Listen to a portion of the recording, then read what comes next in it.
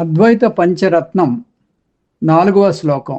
మత్తో నాన్యత్ కించిదత్రాస్తి విశ్వం సత్యం బాహ్యం వస్తు మాయా విజృంభం ఆదర్శాంతర్భాసమానస్య తుల్యం మయ్యద్వైతే భాతి తస్మాత్ శివోహం శివోహం శివోహం. మత్తః నాన్యత్ కించిత్, నాకంటే వేరేనిది ఏదీ లేదు. అత్ర అస్తి విశ్వం, ఈ ప్రపంచంలో.